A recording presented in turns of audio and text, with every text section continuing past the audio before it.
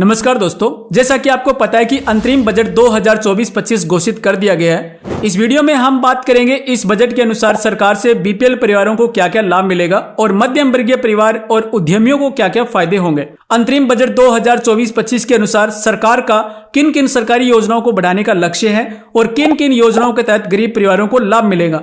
Budget में घोषणा की गई है कि गरीब कल्याण ही देश का कल्याण है, यानी कि गरीबों का कल्याण होगा तभी देश आगे बढ़ेगा और गरीबों को सशक्त बनाना सरकार का लक्ष्य होगा। बीपीएल फैमिली के लिए कई प्रकार की सरकारी योजनाएं चलाई जाती है और आगे भी इन योजनाओं को बढ़ाया जाएगा। वर्ष 2047 तक विकसित भारत बनाने का सरकार का लक्ष्य होगा।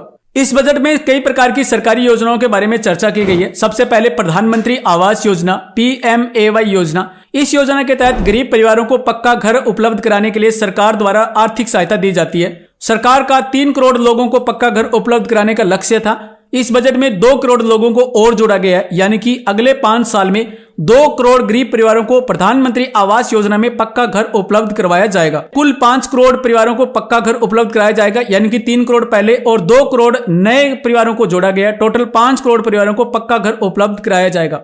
इसके अलावा मध्यम वर्ग के लोग जो किराए के मकान में रहते हैं, जिनके पास अपना खुद का घर नहीं है, उनको अपना घर बनाने के लिए सरकार से आर्थिक सहायता मिलेगी। प्रधानमंत्री आवास योजना के तहत ग्रामीण क्षेत्र के लोग और शहरी क्षेत्र के लोग आवेदन कर सकते हैं। अगर आप ग्रामीण क्षेत्र के रहने वाले हो तो आपको अपने ग्राम सहायक से मिलना है और सरपंच से मिलना है। प्रधानमंत्री आवास योजना के बारे में अधिक जानकारी प्राप्त करनी है और जब प्रधानमंत्री आवास योजना के आवेदन शुरू होते हैं उस समय आपको BDPO कार्यालय में आवेदन देना है। अगर आप शहरी क्षेत्र के रहने वाले हो तो आप ऑनलाइन आवेदन कर सकते हो। इसकी ऑफिशियल वेबसाइट है PMAYMIS.gov.in।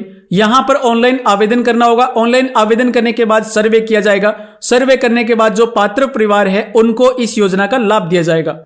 नंबर 2 योजना है आयुष्मान भारत योजना। आयुष्मान भारत योजना के तहत सभी जरूरतमंद गरीब परिवारों को मुफ्त चिकित्सा सहायता दी जाती है। बजट में घोषणा की गई है कि आयुष्मान भारत योजना के तहत सभी आंगनबाड़ी कार्यकर्ता, स्वास्थ्य सहायक, नर्स आदि को आयुष्मान भारत योजना से जोड़ा जाएगा। आयुष्मान भारत योजना के तहत आयुष्मान गोल्डन हेल्थ कार्ड बनाया जाता है। जिन लोगों का गोल्डन हेल्थ कार्ड बन चुका है उनको 5 लाख रुपए तक की मुफ्त चिकित्सा सहायता दी जाती है। आयुष्मान गोल्डन हेल्थ कार्ड कैसे बनता है, इसको हम कैसे बनवा सकते हैं? अगर आप पात्र व्यक्ति हो और Ayushman golden health card list में आपका नाम है तो आप अपने नजदीकी नागरिक अस्पताल में जाकर के आयुष्मान गोल्डन हेल्थ कार्ड प्राप्त कर सकते हो। इसके अलावा आप अपने नजदीकी CSC सेंटर से भी आयुष्मान कार्ड बनवा सकते हो। अगर आपका नाम लिस्ट में आया हुआ है तो आप खुद भी आयुष्मान कार्ड डाउनलोड कर सकते हो। इसके लिए आपको साइट विजिट करना है beneficiary.nha.gov.in।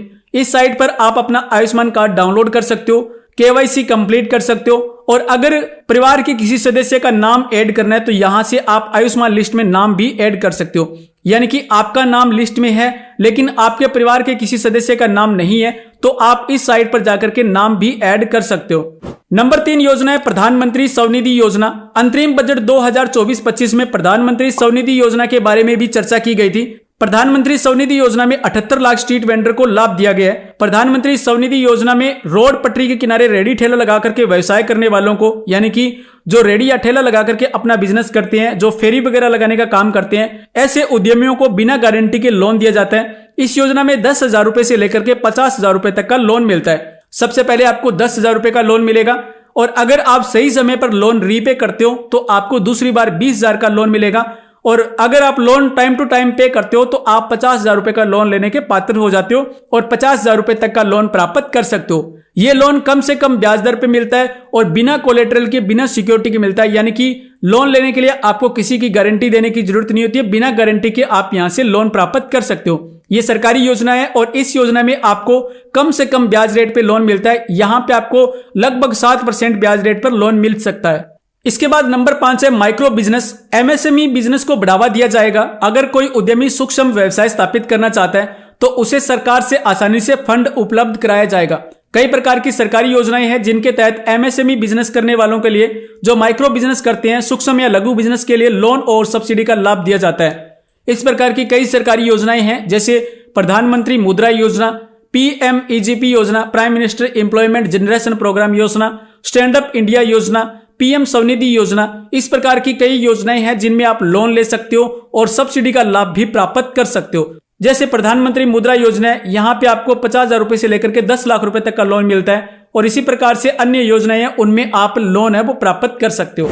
इसके बाद नंबर 5 योजना है प्रधानमंत्री मुद्रा योजना। अंतरिम बजट में प्रधानमंत्री मुद्रा योजना के बारे में भी चर्चा की गई थी। प्रधानमंत्री मुद्रा योजना में अपना व्यवसाय स्थापित करने के लिए बिना गारंटी के लिए लोन दिया जाता है। महिला उद्यमियों को बढ़ावा देना सरकार का उद्देश्य है। 30 करोड़ से अधिक मुद्रा लोन केवल महिला उद्यमियों को दिया गया है। यानी कि अब तक जितने भी प्रधानमंत्री मुद्रा योजना में लोन हुए उनमें 30 करोड़ से अधिक लोन है वो महिला उद्यमियों को दिया गया है। यानी कि सरकार महिला उद्यमियों को बढ़ावा दे रही है। मुद्रा योजना में 50,000 से लेकर के 5 लाख और 10 लाख रुपए तक का लोन दिया जाता है। इस योजना में आपको 3 कैटेगरी में लोन मिलता है, शिशु कैटेगरी, किशोर कैटेगरी और तरुण कैटेगरी। आपको जितने लोन अमाउंट की जरूरत है उसके अनुसार आपको कैटेगरी चूज करनी होती है। नंबर 6 है पशुपालन डेयरी फार्मिंग योजना और मत्स्य पालन योजना। सरकार पशुपालन व्यवसाय, दुग्ध उत्पादन, डेयरी फार्मिंग व्यवसाय को बढ़ावा दे रही है। यानी कि जो लोग पशुपालन का व्यवसाय करना चाहते हैं या फिर डेयरी फार्मिंग करना चाहते हैं उनको सरकारी योजनाओं में फायदा मिलेगा। इसके साथ साथ मत्स्य पालन को भी बढ़ावा दिया जा रहा है। यानी कि अगर आप पशुपालन करना चाहते हो या मत्स्य पालन करना चाहते हो तो आपको इंसेंटिव या सब्सिडी के रूप में सरकार से लाभ मिल सकता है।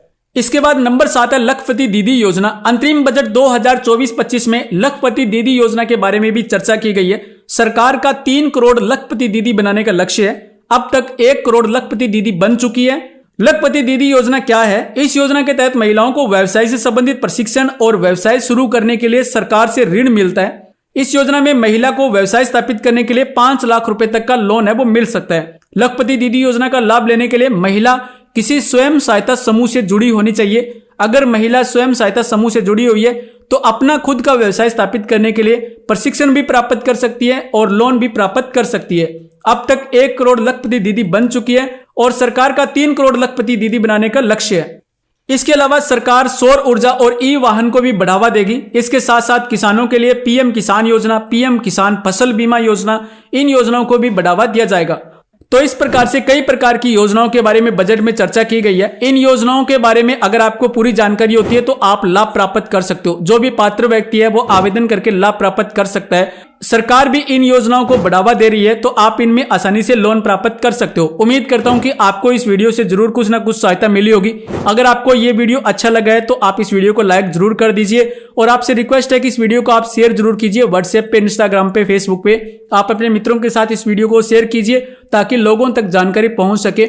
इस प्रकार की और अधिक जानकारी के लिए आप हमारी वेबसाइट www.edigitalpathshala.com जरूर विजिट करें। साइट का लिंक है वो वीडियो के डिस्क्रिप्शन में। साइट पर कई प्रकार की सरकारी योजनाओं की जानकारी है और लोन संबंधित जानकारी है तो साइट जरूर विजिट करें। और चैनल को आपने सब्सक्राइब नहीं किया है तो चैनल को आप अभी सब्सक्राइब कर लीजिए। वीडियो वॉच करने के लिए आपका बहुत बहुत धन्यवाद। जय हिंद, वंदे मातरम।